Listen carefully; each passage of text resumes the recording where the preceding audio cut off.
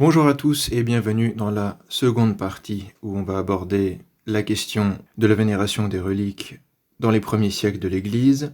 On a parlé des documents du IIe siècle et de tout début du IIIe siècle avec la Passion de Perpétue et Félicité. Cette fois, on va continuer à travers tout le IIIe siècle avec d'autres documents, en particulier des actes des Passions de martyrs, mais pas uniquement. Et on aura terminé avec le IIIe siècle avec cette vidéo. A priori, il nous restera surtout début IVe siècle avec les martyrs de la grande persécution sous Dioclétien. Les premiers siècles de l'Église des disciples des apôtres à saint Athanase le Grand, partie 2, commençons tout de suite. Concernant l'intercession des saints, on a ce document intéressant qui daterait à peu près de la même époque que la Passion de Perpétue et Félicité. C'est le récit du martyr de sainte Potamienne et saint Basilide d'Alexandrie.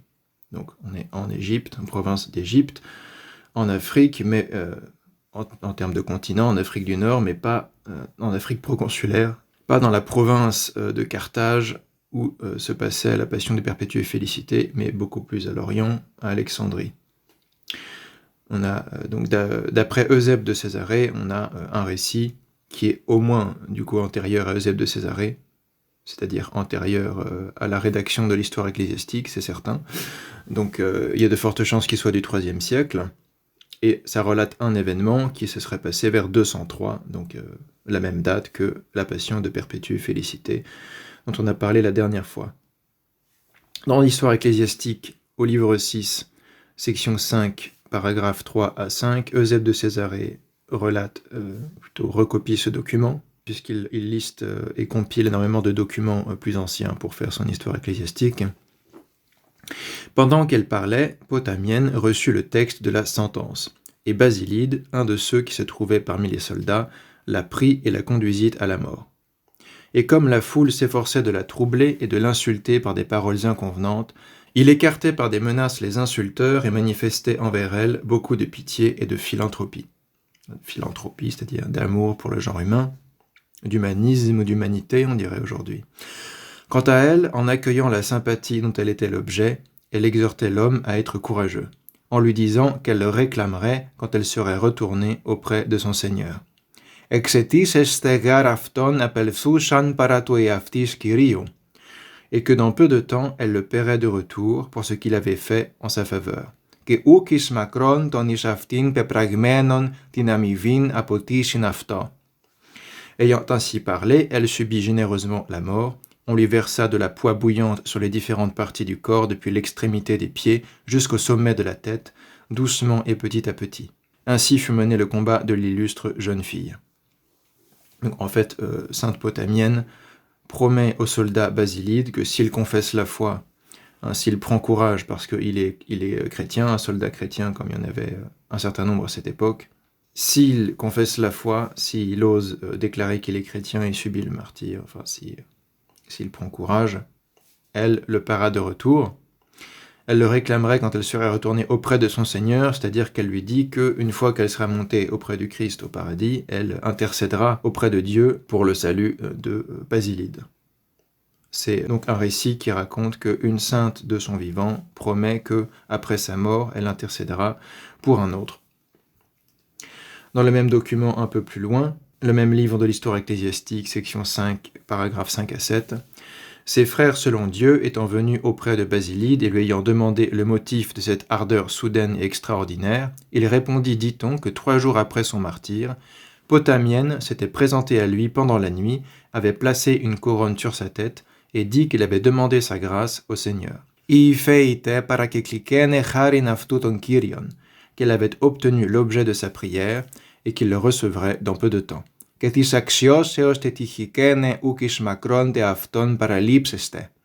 Là-dessus, les frères lui donnèrent le sceau du Seigneur, et le jour suivant, après avoir brillé dans le martyre pour le Seigneur, il eut la tête coupée. On raconte que beaucoup d'autres parmi les habitants d'Alexandrie vinrent en masse à la doctrine du Christ dans les temps dont nous parlons, parce que pendant leur sommeil, Potamienne leur était apparue et les avait appelés. Tis Potamiennis epiphanisis και προσκεκλημένης αυτός. Donc, une fois le martyre de Potamienne achevé, elle apparaît plusieurs jours après, à Basilide et à d'autres.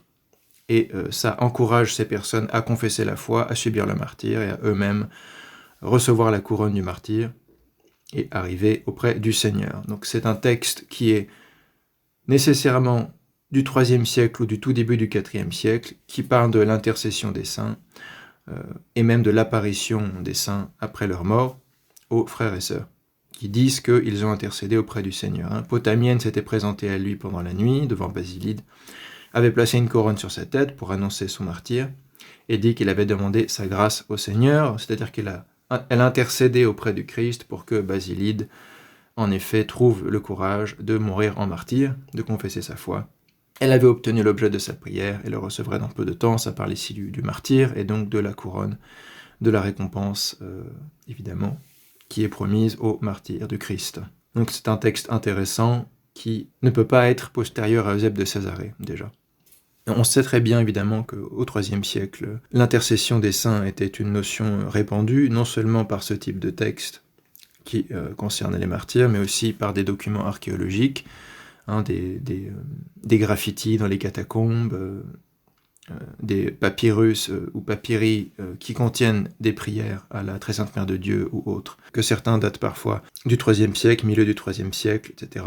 C'était plus facile de dater, évidemment, il me semble, les graffitis et les catacombes que les papyrus. En tout cas, on a des indications extérieures au texte, des indications matérielles archéologiques, que les chrétiens demandaient l'intercession des saints. On a des graffitis à Rome qui demandent les prières de Saint Pierre et Saint Paul. On a des objets qui parfois datent peut-être du début du IVe siècle ensuite. On a des objets qui représentent les saints avec des prières d'intercession dessus, etc. Donc c'est pas un scoop qu'au IIIe siècle, les chrétiens demandaient l'intercession des saints, et des martyrs en particulier. Mais parfois les gens ne le savent pas, donc il est bon de revenir là-dessus. On n'a pas énormément d'indications là-dessus au IIe siècle, mais au IIIe siècle on en a beaucoup. Évidemment, plus le temps avance, plus on trouve facilement de documents aussi archéologiques, etc. C'est pas comme si on avait une science infuse parce qu'on a quelques documents. Ce qui est certain, c'est qu'au IIIe siècle, l'intercession des saints est une pratique répandue, qu'on a moins de documents avant. Ça ne veut pas dire que ça n'existait pas, mais on n'a pas autant de preuves tangibles que pour le IIIe siècle. Alors c'est déjà beaucoup de temps avant le concile de Nicée et la conversion de Saint Constantin, donc évidemment la théorie selon laquelle l'Église est devenue païenne sous Saint Constantin ne tient pas debout. Bon, déjà parce que c'est pas du paganisme en réalité, et d'autre part, on trouve tout ce que certains protestants ont appelé des éléments païens bien avant Saint Constantin, évidemment. Le martyre de Saint Pionius de Smyrne et ses compagnons, vers 250, qu'on trouve dans Les premiers martyrs de l'Église, collection Les Pères dans la foi, 1979, qui nous fournira beaucoup de documents pour le IIIe siècle ici. Le martyre de Saint Pionius et ses compagnons, c'est les paragraphes 2 à 3, où on lit la chose suivante. Donc là, on est à Smyrne, en Asie mineure, là où saint Polycarpe était mort en martyr un siècle plus tôt. Pendant la persécution de Dès, le 2e jour du 6e mois, le jour du grand sabbat, en l'anniversaire du bienheureux martyr Polycarpe, d'ailleurs, dont il est fait mention ici, on arrêta le prêtre Pionios, Sabine, une pieuse femme, Asclépiade, Macédonien et Limnus, prêtre de l'Église catholique. La veille de la fête de Saint Polycarpe, Pionius avait vu en songe qu'il serait arrêté le lendemain. Il célébrait la vigile avec Sabine et Asclépiade. La vigile en l'honneur de... Donc la vigile, c'est ce qu'on fait la veille au soir. En réalité, la journée liturgique commence à Vêpres, et à partir de Vêpres, on célèbre la fête du lendemain, de la liturgie du lendemain. Donc déjà, là, on voit clairement que vers 250, les chrétiens à Smyrne, en effet, célèbrent liturgiquement l'anniversaire du martyre de Polycarpe, et donc ça inclut vigile, vêpres, matines, et la divine liturgie, probablement dans une forme ou une autre, qui était celle de cette époque en Asie mineure. Donc déjà, ce concept de la vigile qu'on fait le soir, et la fête qu'on continue le matin, le lendemain. Donc une pratique très ancienne. Sans doute basée sur des pratiques synagogales d'ailleurs, parce que c'est le découpage de la journée, du cycle liturgique dans le judaïsme déjà. La journée commence le soir, et se poursuit jusqu'au soir suivant. Donc on a Pionius qui célèbre la vigile pour la fête de Saint Polycarpe avec d'autres fidèles de Smyrne. ils voient en songe qu'ils seraient emportés pour être martyrisés. Le lendemain, ils achevaient leur prière. Donc le lendemain, ils célèbrent la fête de Saint Polycarpe. Ils achèvent leur prière, ils achèvent leur liturgie.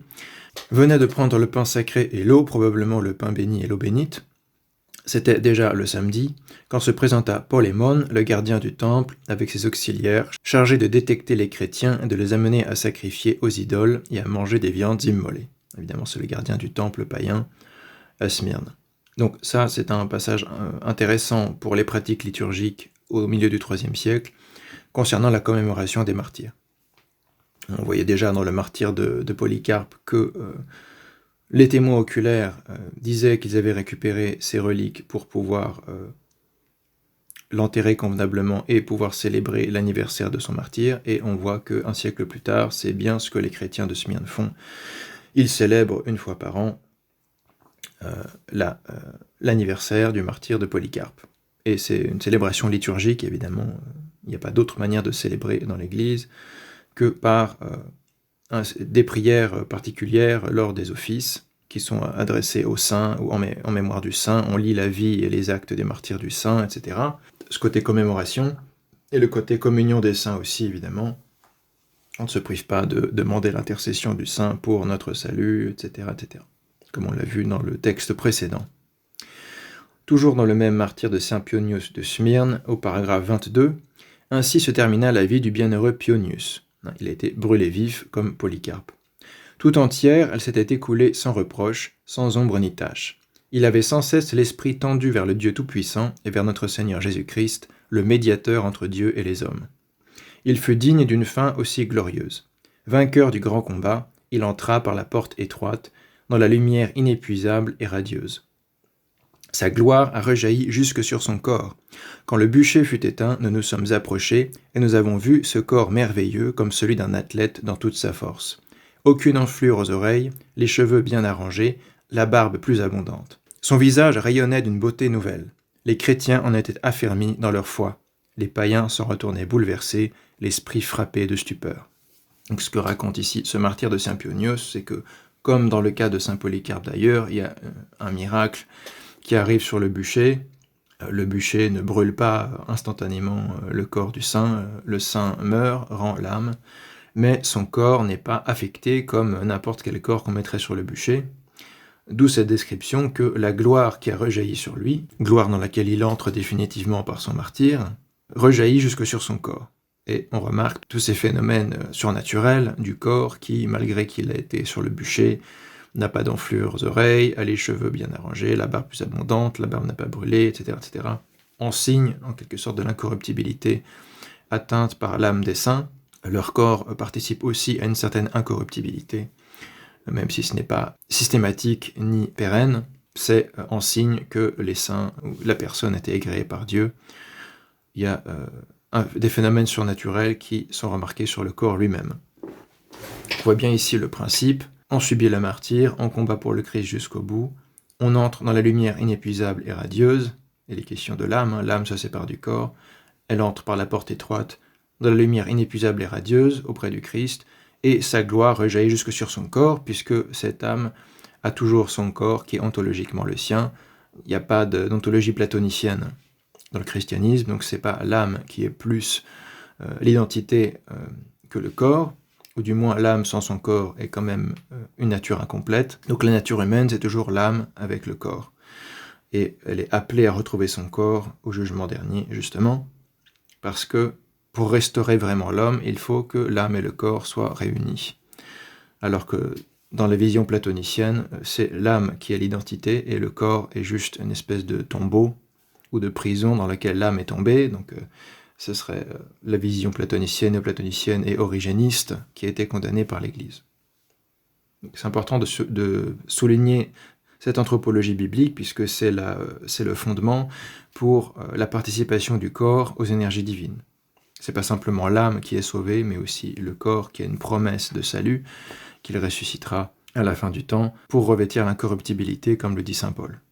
Nous avons vu ce corps merveilleux, comme celui d'un athlète, dans toute sa force, etc., etc. Donc, il y a un langage assez fort dans ce texte-là.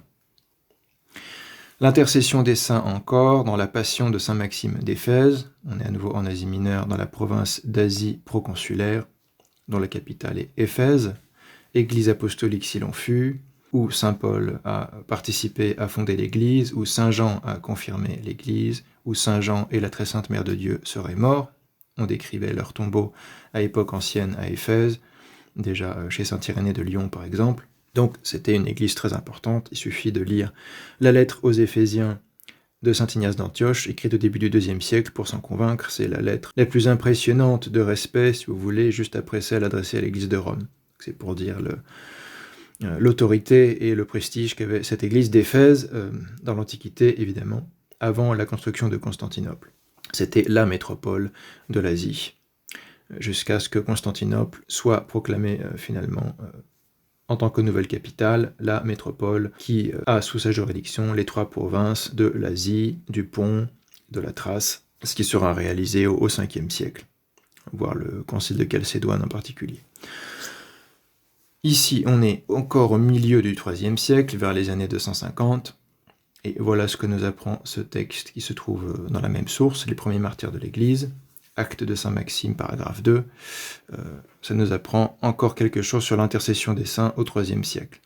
Alors le proconsul le fit suspendre au chevalet. Pendant le supplice, il reprit « Maintenant, du moins, abandonne, malheureux, ta folie, sacrifie aux idoles pour sauver ta vie. » Maxime répondit « Je sauve ma vie en refusant de sacrifier. Je la perdrai en acceptant. D'ailleurs, je ne sens ni les verges, ni les ongles de fer, ni le feu, car la grâce du Christ est en moi. Elle me sauvera pour l'éternité. Tous les saints qui, dans le même engagement, ont déjoué vos ruses et nous ont laissé des modèles de vertu, me soutiennent de leurs prières. » Donc, saint Maxime d'Éphèse est décrit comme proclamant au moment de subir son martyre que la grâce du Christ est en lui, puisqu'il confesse le Christ, il refuse de sacrifier aux idoles, et que tous les saints qui avant lui ont confessé le Christ le soutiennent par leurs prières. Ce qui veut dire évidemment qu'il croit dans l'intercession des martyrs et des confesseurs auprès du Christ après leur mort. Donc, un texte qui est probablement du IIIe siècle lui-même, c'est pour ça qu'il est collecté dans ce livre, même s'il est forcément postérieur au moment du martyre, il date probablement des années qui suivent. La grâce du Christ est en moi, tous les saints qui dans le même engagement, c'est-à-dire en confessant la foi et en allant subir le martyre, ont déjoué vos ruses et nous ont laissé des modèles de vertu, me soutiennent de leurs prières. Non seulement les saints sont des modèles de vertu pour les générations postérieures, mais ils les soutiennent aussi de leurs prières, c'est-à-dire de leurs intercessions auprès du Christ. Témoignage de saint Denis d'Alexandrie sur le rôle des saints post-mortem vers 250, un témoignage qu'on doit encore à Eusèbe de Césarée, Histoire ecclésiastique, livre 6, section 42, paragraphe 5, voire source chrétienne 41, page 152. Eusèbe de Césarée donne un certain nombre de fragments des lettres de saint Denis d'Alexandrie qui nous ont conservé le texte grec de ces lettres, qui par ailleurs ont été perdues, sauf dans des traductions arméniennes ou autres. Saint Denis d'Alexandrie est mort ou né au ciel vers 264, donc c'est forcément un texte qui d'une part précède la date de composition de l'histoire ecclésiastique d'Eusèbe, donc le début du IVe siècle, mais précède aussi 264, puisque rien n'indique que ce soit un faux ou un pseudépigraphe. Si c'est bien de Saint Denis d'Alexandrie, comme Eusèbe de Césarée le dit, qui en général est une source assez sûre sur l'authenticité des textes, c'est un texte qui est antérieur à 264 et qui aurait été écrit vers 250. Une lettre à Fabius d'Antioche, qui est l'évêque d'Antioche à l'époque. Donc une lettre de l'évêque d'Alexandrie, qui est un saint, Saint Denis, à l'évêque d'Antioche. C'est pas n'importe quoi. Ça veut dire que ce qui va être affirmé par Saint Denis ici est une foi largement reconnue dans l'Église. Si d'Alexandrie on l'envoie à Antioche, comme si c'était naturel et cru par tous. Voilà ce que nous dit saint Denis d'Alexandrie. Ainsi, les divins martyrs de chez nous eux-mêmes, afti tidin ici martyres parimin, qui siègent maintenant avec le Christ, inin tu Christo paresrei, participent à son royaume. Ketis vasilias aftu kinoni, juge avec lui et prononce avec lui la sentence. Que metochi tis chryseos aftu, que syndicajondes afto. Référence à Apocalypse 24, 1 Corinthiens 6, 6. Sont devenus les protecteurs de quelques-uns des frères tombés qui avaient à répondre de l'accusation de sacrifice, ceux qui avaient sacrifié aux idoles. Voyant leur conversion et leur pénitence, et estimant qu'elle pouvait être acceptable à celui qui ne veut absolument pas la mort du pécheur, mais son repentir, allusion à Ézéchiel 18, 23 et 33, 1, et 2 Pierre 3, 9, ils les ont reçus, les ont assemblés et réunis et ont partagé leurs prières et leurs repas. Donc là, saint Denis d'Alexandrie parle d'une persécution où certains sont tombés. D'ailleurs, c'est la même persécution dont parlera aussi saint Cyprien de Carthage en Afrique proconsulaire. Certains ont tombé, ils ont sacrifié aux idoles ou ils ont accepté d'avoir des certificats qui disaient qu'ils sacrifiaient aux idoles, des libelli, mais ils se sont repentis auprès de confesseurs et futurs martyrs et ont obtenu de ces martyrs la promesse qu'ils intercéderaient auprès du Christ pour leur salut, pour que le Christ leur pardonne leur péché d'apostasie. C'est quelque chose qui était pratiqué aussi bien en Afrique, à l'époque de saint Cyprien, comme le démontre la correspondance de Cyprien, que en Égypte, comme le démontre cette lettre de saint Denis d'Alexandrie, c'est-à-dire que les chrétiens, les fidèles qui avaient failli ou commis des péchés, demandaient l'intercession des confesseurs et des martyrs. Il leur demandait aux confesseurs qui étaient en train de souffrir pour la foi de prier pour eux, non seulement de leur vivant, mais aussi après leur mort, quand ils seront près du Christ, comme on avait avec sainte Potamienne. Et c'est possible parce que les divins martyrs de chez nous eux-mêmes, qui siègent maintenant, ils siègent maintenant avec le Christ, participent à son royaume, jugent avec lui, prononcent avec lui la sentence, par conséquent, ils peuvent intercéder auprès du Christ pour qu'il ait miséricorde de un tel ou un tel ou un tel qui s'est repenti, en particulier devant tel ou tel confesseur. C'est assez intéressant de voir que c'est pas un scoop au milieu du IIIe siècle, c'est cru à Alexandrie comme à Antioche, ça veut dire que saint Denis écrit ça de manière très naturelle, en sachant bien que Fabius d'Antioche croit la même chose, et évidemment saint Denis d'Alexandrie est en correspondance avec tous les grands évêques de son temps, avec saint Cyprien de Carthage, avec différents évêques de Rome qui se sont succédés, avec Antioche, etc. Donc encore une fois, cette foi du fait que les saints martyrs et les saints par extension en général siègent auprès du Christ après leur mort et ont un pouvoir d'intercession, c'est pas un scoop, c'est vraiment la foi répandue dans toute l'Église, bien avant le concile de Nicée, bien avant saint Constantin. Et c'est pas fondé sur une imitation du paganisme ou des pratiques païennes, mais c'est fondé vraiment sur l'anthropologie biblique et la révélation, la compréhension de ce que signifie l'incarnation du Christ, la mort sur la croix, la résurrection, au niveau anthropologique aussi. Encore une fois, on a déjà vu les bases vétérotestamentaires, néotestamentaires, qui expliquent pourquoi les chrétiens croyaient toutes ces choses. Le procès de saint Cyprien de Carthage, en 257, dans les actes proconsulaires de saint Cyprien, section 1, paragraphe 7, on a cette courte mention intéressante, et le proconsul Paternus ajouta « Il est également défendu de tenir une réunion où que ce soit et d'entrer dans les cimetières. En conséquence, tous ceux qui enfreindront cette défense si sage encourront la peine capitale. » Encore une fois, les dignitaires romains interdisent aux chrétiens non seulement de récupérer les corps, mais de tenir une réunion, c'est-à-dire une assemblée liturgique, et d'entrer dans les cimetières. Ils interdisent aux chrétiens de célébrer la mémoire des martyrs dans les cimetières, parce que c'est auprès de leur tombe, là où ils sont enterrés, que la célébration va avoir lieu. C'est généralement auprès des tombes de martyrs que des chapelles sont créées par la suite, en l'honneur de ces martyrs, où on va célébrer en particulier la commémoration de la fête. Donc on allait de chapelle en chapelle pour commémorer différents martyrs. On voit ça très bien décrit dans les pratiques en Syrie et à Antioche par saint Jean Chrysostome notamment, ou aussi en Asie mineure par saint Grégoire de Nice et d'autres documents.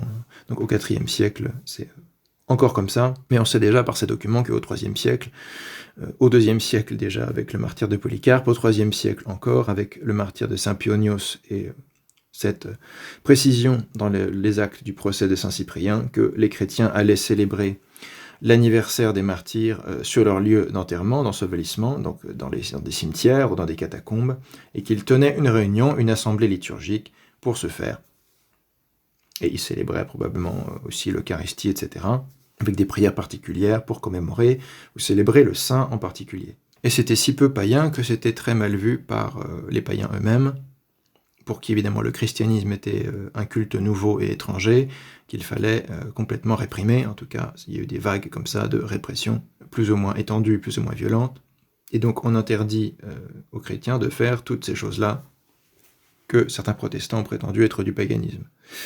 Alors que les païens empêchaient les chrétiens de récupérer les corps de certains martyrs et confesseurs et les empêchaient de tenir des assemblées liturgiques, d'entrer dans les cimetières pour célébrer la mémoire des martyrs. Donc toutes ces choses n'étaient pas vues comme étant des pratiques païennes ou comme étant acceptables par les dignitaires païens en tout cas. Le martyre de Saint-Cyprien de Carthage encore, dans les actes proconsulaires de Saint-Cyprien, section 4, paragraphe 1 à 3. Cyprien fut conduit au champ de Sextius. Là, il se dépouilla de son manteau de bure, s'agenouilla et se prosterna contre terre pour prier le Seigneur. Ensuite, il enleva sa dalmatique et la remit au diacre, un manteau particulier qu'il portait. Et debout, en tunique de lin, il attendit le bourreau. Quand le bourreau fut arrivé, l'évêque ordonna à ses gens de lui compter 25 pièces d'or. Déjà, les frères étendaient devant le martyr des toiles de lin et des serviettes, pour recueillir le sang du martyr quand il sera décapité. C'est le contexte ici. Le bienheureux Cyprien noua lui-même le bandeau sur ses yeux. Ne pouvant se lier les mains, il fit nouer les cordons par le prêtre Julien et l'hypodiacre Julien. Ainsi s'acheva le martyre du bienheureux Cyprien. On déposa provisoirement son corps d'abord dans le voisinage, afin de le soustraire à la curiosité des païens. La nuit venue, on le transporta, à la lueur des cierges et des torches, au milieu des prières, solennellement et en triomphe, au cimetière du procurateur Macrobe Candidatus, sur la route de Mappala, près des piscines. Là, on a des détails très précis sur comment s'est déroulé le martyre de Cyprien et comment les fidèles ont ramené son corps en triomphe en procession, au milieu des prières, des cierges et des torches, pour célébrer non seulement les funérailles de Saint-Cyprien, mais sa naissance au ciel, puisqu'il était mort en martyr. Ce qui est intéressant ici, c'est que Cyprien remet sa dalmatique au diacre, un peu comme si c'était un objet qui allait devenir un objet particulier. Pourquoi pas sacré, pourquoi pas objet de vénération, si vous voulez, la dalmatique que portait Saint-Cyprien. Et d'autre part, il y a cette idée que les fidèles étendent des toiles de lin et des serviettes tout autour, pour que le sang du martyr puisse être aussi recueilli. Vous verrez que ce n'est pas une invention ou une spéculation hasardeuse. On a d'autres textes qui décrivent cette importance de recueillir le sang des martyrs, puisque ce sang qui participe à la grâce du Christ, à la grâce de Dieu par le martyr, devient lui aussi sanctificateur et précieux, aussi précieux que les reliques elles-mêmes, les restes eux-mêmes, tout comme les objets qui ont appartenu au saint, qui ont été en contact avec le saint, au même titre que ce qu'on voit dans le Nouveau Testament avec les mouchoirs et les tissus qui ont été en contact avec saint Paul. Poursuivons avec le martyre de saint Flavien diacre de Carthage, un martyr qui a lieu quelques années après saint Cyprien, en 259, mais encore à Carthage, métropole de l'Afrique proconsulaire. Le martyr de Montanus, Lucius et leurs compagnons, donc saint Flavien est un des compagnons, dont le martyr est décrit dans ce texte, au paragraphe 19. Ses élèves le suppliaient en pleurant de céder un instant et de sacrifier aux idoles, quitte à faire plus tard tout ce qu'il voudrait. Pourquoi craindre davantage une seconde mort incertaine que la mort imminente ? C'était leur raisonnement à eux. La seconde mort incertaine, c'est l'enfer, la géhenne de feu, la damnation. Donc, c'est sans doute des élèves païens de saint Flavien. Alors, difficile, je ne sais plus exactement quel est le statut de ces élèves. En tout cas, ils veulent convaincre Flavien de ne pas subir le martyre. C'était là conseil de païens, précise le texte. Pour eux, le comble de la folie était de redouter les maux d'une prétendue mort éternelle, au point de perdre la vie présente. Flavien les remerciait de ces marques d'amitié. Ils cherchaient à le sauver à leur manière. Il leur parla de la foi et de Dieu. Il vaut beaucoup mieux sauver la liberté de sa conscience et accepter la mort plutôt que d'adorer les pierres. Il y a un Dieu souverain qui a tout créé par sa puissance. C'est lui seul qu'il faut adorer. Là, c'est le diacre Flavien qui essaye d'enseigner le christianisme à ses élèves païens. Sans doute il était professeur de quelque chose, de rhétorique ou autre. Il ajoutait encore ce que les païens ont peine à admettre, même s'ils croient en un Dieu. Nous vivons même lorsqu'on nous tue. Nous ne sommes pas les vaincus de la mort, mais les vainqueurs. Vous-même, si vous voulez parvenir à la vérité, vous devez vous faire chrétien. Une affirmation forte de cette vérité qui est affirmée dans les évangiles. Dieu n'est pas le Dieu des morts, mais le Dieu des vivants, dit le Christ. Et saint Paul, disant la même chose autrement, dit que le Christ est le Seigneur des vivants comme des morts. C'est-à-dire de ceux qui sont encore en vie biologiquement comme ceux qui sont morts physiquement. Il est le Seigneur de tous et tous sont vivants. On a déjà insisté sur ce thème. Tous sont vivants spirituellement, mais certains sont vivants biologiquement et d'autres morts biologiquement. Évidemment, il y a le double sens de ces mots, sur lequel joue aussi le Christ dans les évangiles. Laissez les morts enterrer leurs morts, c'est-à-dire, comme dit saint Augustin, laissez ceux qui sont morts en esprit enterrer leurs morts biologiques, plutôt que de me suivre, moi qui suis le maître de la vie, le prince de la vie, comme on dira. Donc nous vivons même lorsqu'on nous tue, dit saint Flavien, nous ne sommes pas les vaincus de la mort, mais les vainqueurs, c'est notre foi, justement, dans ce qu'a accompli le Christ sur la croix, et ensuite dans la dèse, en mettant à bas le pouvoir du diable, de la mort, de la dèse, etc., et en montrant le chemin du paradis qu'il avait promis au bon larron. On reviendra là-dessus. Vous-même, si vous voulez parvenir à la vérité, vous devez vous faire chrétien.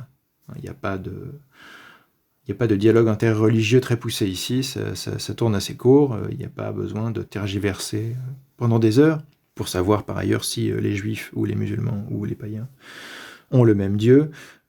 Si on veut parvenir à la vérité, on doit se faire chrétien, point, dit saint Flavien de Carthage. Dans le même martyre de saint Flavien, décrit dans le martyre de Montanus, Lucius et leurs compagnons, des martyrs africains, on lit aussi « J'en viens au plus grand sujet de gloire, Flavien était seul à marcher au supplice.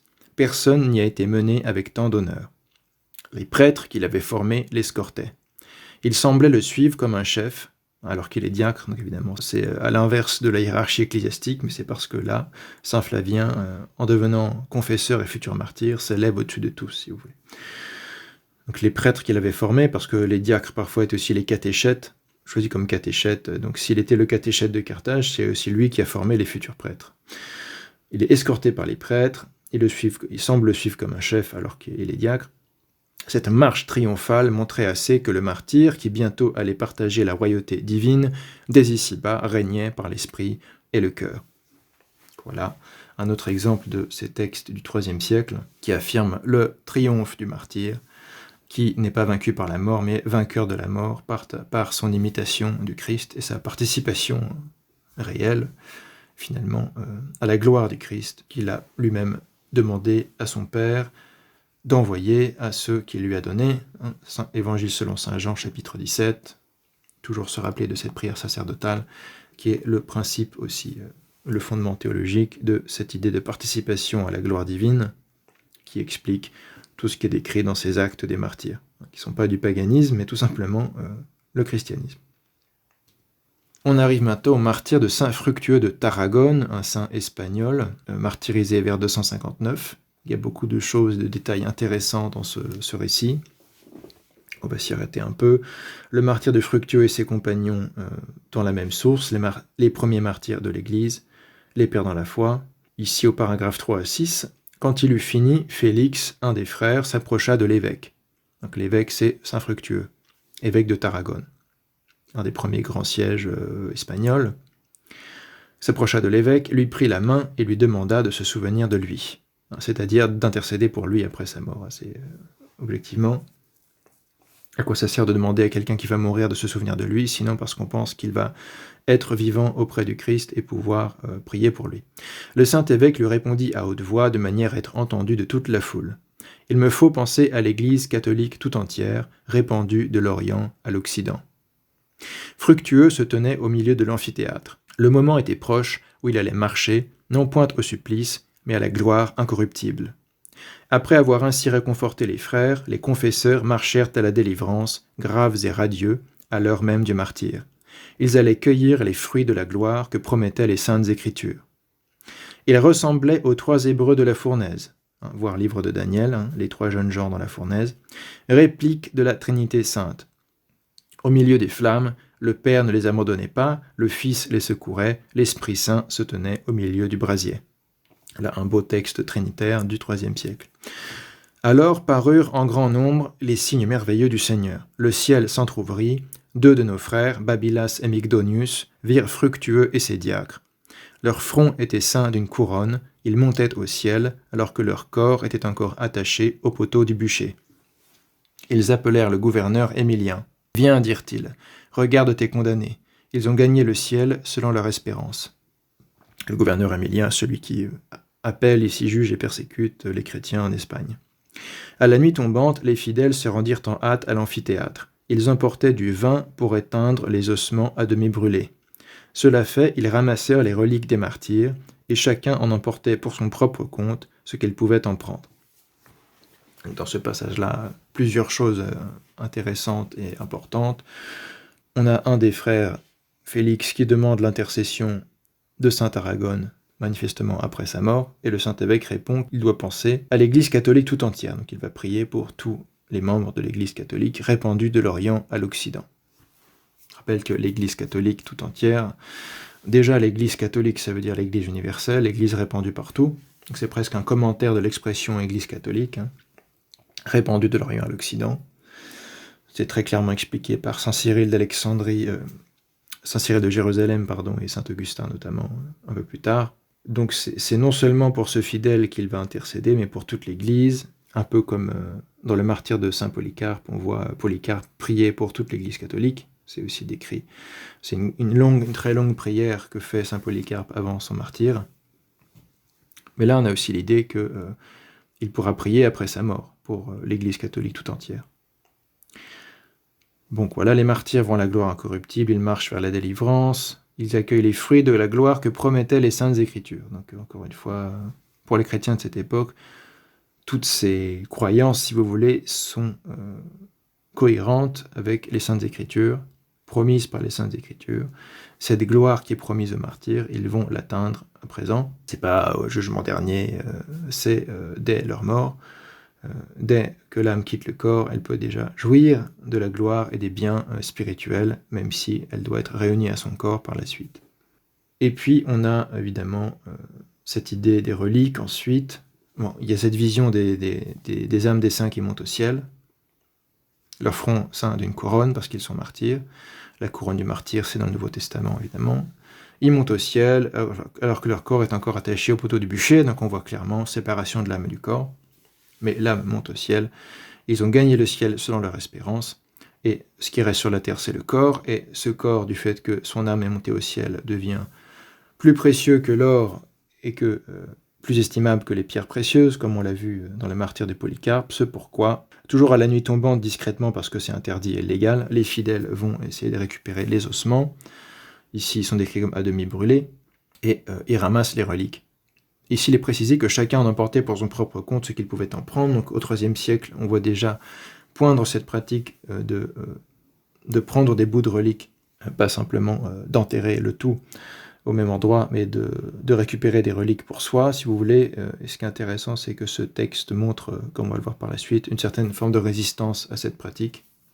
Ce qu'on va voir maintenant, au paragraphe 6 à 7, c'est alors qu'un nouveau prodige de notre Seigneur et Sauveur vint augmenter la foi des croyants et servir de leçon aux plus jeunes. Le martyr fructueux devait témoigner par la passion et par la résurrection de la chair la vérité des promesses de notre Seigneur et Sauveur, selon les enseignements qu'il avait précédemment donnés par la miséricorde de Dieu. Aussi, je ne sais pas de quoi ça parle exactement, j'ai mis un point d'interrogation. Je ne sais pas exactement si le texte est corrompu ou s'il y a un problème quelque part, parce que, évidemment, s'ils ont récupéré ces reliques, c'est que sa chair n'est pas ressuscitée. Mais ça parle plutôt du fait qu'il va apparaître, après sa mort, il va apparaître aux gens. Mais évidemment, ce n'est pas comme s'il avait ressuscité dans sa chair comme le Christ, puisqu'on peut voir ses reliques. Donc je ne sais pas pourquoi il y a ce truc-là, j'ai pas enquêté. En tout cas, il y a une forme de confirmation de la foi en la résurrection, du fait que les âmes des saints, si vous voulez, peuvent apparaissent après leur mort. Ça montre bien qu'ils ne sont pas morts spirituellement, et ça annonce plutôt, en quelque sorte, le mystère de la résurrection de la chair qui doit arriver au jugement dernier. Il arriva donc qu'après sa mort, Fructueux apparut aux frères et les avertit de restituer sans retard ce que chacun, par dévotion, avait emporté de ses cendres, afin qu'elles fussent rassemblées en un même lieu. Donc vous voyez, cette idée que certains, à cause du mystère de la résurrection de la chair, etc., ne voulaient pas qu'on disperse les reliques des martyrs. À cette époque-là, on sait que c'était une question qui s'est posée dans l'Église, notamment en Occident, et que finalement, la pratique de disperser les reliques a été acceptée dans toute l'Église. Mais ce n'était pas évident dès le départ, parce que la pratique ancienne était d'enterrer les martyrs et puis de célébrer leur mémoire et de les honorer sur leur lieu de sépulture. Mais petit à petit, à cause des miracles que font les reliques, évidemment, on a tendance à vouloir les disperser pour mieux en profiter en différents endroits, fonder des églises, sanctifier des sanctuaires, etc. Donc on commence à voir un petit peu cette tension qui naît surtout en Occident. En Orient, on n'a pas beaucoup de signes de tension, à vrai dire. Assez vite, cette pratique se répand. Mais en Occident, il y a eu parfois une résistance à cette pratique, et c'est un peu ce qu'exprime ici ce texte, où Fructueux apparaît aux frères après sa mort et leur demande de rendre les reliques et de les rassembler en un même lieu, de ne pas disperser ces restes. Fructueux apparut également à Émilien. Il était accompagné de ses diacres. Tous les trois portaient un vêtement de gloire. Donc le vêtement de gloire, c'est pas encore la chair ressuscitée. C'est une espèce de revêtement de l'âme sauvée, de l'âme glorifiée. Fructueux gourmanda rudement le gouverneur et lui montra la vanité de ses efforts pour détruire les corps de ceux qu'il croyait sur terre et qu'il voyait à présent dans la gloire. Ô bienheureux martyr, éprouvé par le feu comme un or de grand prix, protégé de la cuirasse de la foi et du casque du salut, c'est-à-dire par la cuirasse de la foi et le casque du salut, couronné du diadème et de la couronne impérissable pour avoir broyé la tête aux démons. Ô bienheureux martyr qui avait mérité une place d'honneur au ciel, vous vous tenez à la droite du Christ et chantez les louanges de Dieu, le Père Tout-Puissant et de son Fils, Jésus-Christ, notre Seigneur. Le Seigneur a reçu ces martyrs dans la paix pour leur fidèle confession. À lui gloire et honneur dans les siècles des siècles. Amen.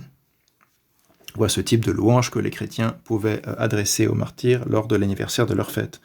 Liturgiquement, donc on venait avec les fidèles se rassembler, avec des cierges, avec de l'encens, etc., tout ce qui fait la liturgie, et on adressait ce type de louange. Ô bienheureux martyr éprouvé par le feu, comme ça, c'est des textes qui étaient en général lus lors de la célébration ou de la commémoration des martyrs. On lisait le récit de leur martyr et on voit que ça se transforme à la fin souvent en louange adressée aux martyrs eux-mêmes, qui ne sont pas morts puisqu'ils sont couronnés du diadème et de la couronne impérissable. Ils ont mérité une place d'honneur au ciel, donc ils peuvent entendre les prières. Ils se tiennent à la droite du Christ et chantent les louanges de Dieu, comme on le voit décrit dans l'Apocalypse de Jean. Ils participent à cette liturgie céleste dont on a parlé dans une vidéo en particulier sur ce sujet. Donc voilà, la petite anecdote ici, c'est que Fructueux ne veut pas qu'on disperse ses reliques. Sans doute ça exprime une résistance de certains milieux en Espagne à cette pratique, qui cependant sera de plus en plus normalisée, et personne ne trouvera plus rien à y redire, il me semble, au début du 5e siècle probablement. En tout cas, c'est une pratique qu'on voit décrite au 4e siècle par les plus grands pères de l'Église orientaux, qui n'y trouvent aucun problème. Donc c'est on va dire, une controverse qui s'est terminée par l'acceptation de cette idée qu'on peut aussi séparer les reliques des martyrs. Ça n'empêchera pas Dieu de réunir leur corps à la fin des temps, évidemment à partir de toutes ces reliques, et ça permet à plus de chrétiens à différents endroits de profiter de leurs bienfaits. C'est ce qui sera défendu et expliqué par saint Victrice de Rouen à la fin du IVe siècle dans son traité sur la louange des saints qu'on a déjà analysé de près. Enfin, on va finir avec le martyre de saint Thipèse en 298, qui lui se trouve dans le volume qui s'appelle Les martyrs de la grande persécution, qui contient quelques textes de la fin du IIIe siècle, où commencerait déjà la persécution de Dioclétien. Et on poursuivra la fois prochaine avec le début du IVe siècle à proprement parler. Ici, on a ce fragment intéressant du martyre de saint Thipèse. Emmené par des soldats hors de la ville, Thipèse fut décapité et enseveli au même endroit. Sur son tombeau, on déposa son bouclier, que c'était un soldat manifestement. Mais ce bouclier, les chrétiens le mirent en pièces par pitié. Tous en emportèrent de menus fragments. On appliquait ces débris sur les malades, sur les paralytiques, sur les démoniaques, sur quiconque souffrait, et tous étaient guéris. Donc, on trouve un phénomène avec les martyrs qui est le même que celui de saint Paul dans le Nouveau Testament, sauf que dans la description qui est faite de saint Paul et des tissus qui lui sont impliqués, il est encore en vie. Et ici, ça montre que même après la mort, ça continue d'être le cas. Le corps est toujours sanctifié, le corps est toujours temple du Saint-Esprit, et donc ce qui a été en contact avec le corps continue d'être sanctifié. Ici, c'est le bouclier, ce bouclier qui appartenait à saint Thipèse, que les chrétiens réduisent en plusieurs pièces pour les emporter. Donc on retrouve ce thème un petit peu de la division des reliques pour pouvoir disséminer leur pouvoir, plutôt que ça soit, si vous voulez limiter à un seul lieu, on va pouvoir les séparer. Et même ces débris de boucliers qui ont appartenu à saint Thipèse guérissent les malades, les paralytiques, etc., comme les tissus et les mouchoirs qui étaient appliqués, qui avaient été en contact avec saint Paul. Donc voilà la continuité de ces pratiques.